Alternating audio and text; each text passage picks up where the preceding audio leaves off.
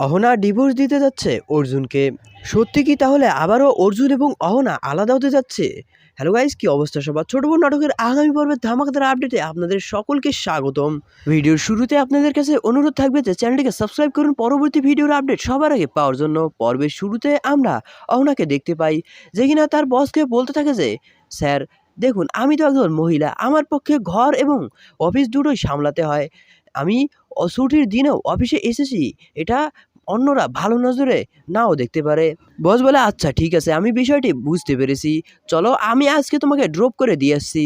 প্রথমে অহনা একথা শুনে একদমই অবাক হয়ে যায়, কারণ সে বসের কাছ থেকে লিভ নিতে চায়নি।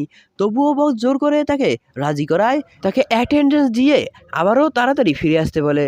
যখন অহনা অফিস থেকে তার ক্যাবিনে যায় তার অ্যাটেন্ডেন্স দিয়ে আবারও বসের সাথে বাড়ি যাওয়ার জন্য, ঠিক তখনই তার স্টাফরা তার নামে আজে বাজে কথা বলতে থাকে, তার চরিত্র নিয়েও প্রশ্ন ওঠাতে থাকে। তখন অহনা সেখানে থাকা মহিলা স্টাফকে বলতে থাকে যে, শোনো, আমি তোমাদের মতো সরকারি অফিসে এসে সময় নষ্ট করি না এবং নিজের কাজ নিজে সময় মতোই শেষ করি। আজকে আমি তাড়াতাড়ি বাড়ি যাচ্ছি, কারণ আজকে আমার বাড়িতে অকেশন আছে। তখন সেখানে থাকা মহিলা স্টাফটি অহনার বিরুদ্ধে কথা বলতে থাকে। সে বলতে থাকে, তো আমরা তো সবই বুঝি, বসকে ভুলভাল বুঝিয়ে তোমার প্রজেক্ট সাইন করে নেওয়া এবং তোমার স্বার্থ হাসিল করাই তোমার একমাত্র উদ্দেশ্য। এই কথা শুনে অহনা আরও বেশি রেগে যায়। ঠিক তখনই সেখানে এসে উপস্থিত হয় অহনার বস এবং সৌরভ গাঙ্গুলি সেখানে থাকা স্টাফদের বলতে থাকে যে, তোমরা তোমাদের কাজ করো, অন্যরা কি করছে তা নিয়ে তোমাদেরকে মাথা ঘামাতে হবে না। এই কথা বললে প্রত্যেকজনই বসের বিরুদ্ধে গিয়ে বলতে থাকে যে, আমরা তো সবই বুঝি। তবুও অহনা এবং তার বস এগুলো পাত্তা না দিয়ে বাইরে চলে আসে। এদিকে আমরা দেখতে পাই যে অফিসের বাইরে অর্জুন অপেক্ষা করেছিল কখন অহনা আসবে এবং তাকে সে ড্রপ করে বাড়িতে নিয়ে যাবে। অন্যদিকে অফিসের স্টাফরা একের পর এক আজেবাজে কথা বলতে থাকে অহনার নামে। এদিকে যখন অফিসের বস এবং অহনা গাড়িতে চলে আসে, ঠিক তখনই সেখানে অর্জুন হাজির হয়ে যায় এবং অহনাকে দেখে সে হাসতে থাকে এবং বলতে থাকে, বাহ অহনা বাহ, অবশেষে তুমি ধরা পড়েই গেলে। একথা শুনে অহনা অনেক বেশি রেগে যায় অর্জুনের উপর।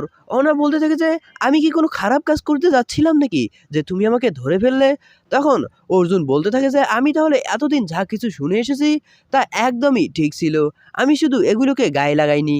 অন্যদিকে অফিসের বস তাদের দুজনের মাঝে কথা বলতে থাকলে অর্জুন এতে অনেক বেশি রেগে যায় এবং বলতে থাকে যে, আমার স্ত্রীকে ভুলিয়ে ভালিয়ে স্বার্থ হাসিল করাই হচ্ছে আপনার উদ্দেশ্য। এই কথা শুনে অহনা অনেক বেশি রেগে যায় এবং অর্জুনকে বলতে থাকে যে, আর একটাও যদি খারাপ কথা আমার বসের নামে বলো তাহলে আমার থেকে খারাপ আর কেউই হবে না। এই কথা শুনলে অর্জুন আরও বেশি রেগে যায় এবং একই সময় আমরা দেখতে পারি যে অর্জুন সেখান থেকে রাগ হয়ে বাড়িতে চলে যায়। অহনা তার বসকে বলতে থাকে যে, বস এগুলোর জন্য আমাকে মাফ করে দিয়েন। অর্জুন যে এভাবে রিয়্যাক্ট করবে তা আমি কখনোই ভাবতে পারিনি। একথা শুনলে বসও অহনাকে আর কিছু বলে না, সে নিজেই অহনাকে তার বাড়িতে ছেড়ে দেয়। অন্যদিকে অর্জুন বাড়িতে এসেই তার মায়ের সঙ্গে রাগ দেখাতে থাকে। দুর্গা দেবী তাকে যখন প্রশ্ন করে যে কী হয়েছে, তখন অর্জুন উত্তর দেয় যে, আমার জীবনটাই ধ্বংস হয়ে গিয়েছে, একটা চরিত্রহীন মহিলার সঙ্গে আমার বিয়ে দিয়েছো তুমি।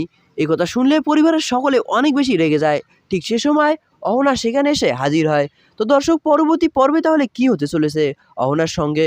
অহনা কি তাহলে সত্যি সত্যি অর্জুনকে ডিভোর্স দিতে যাচ্ছে?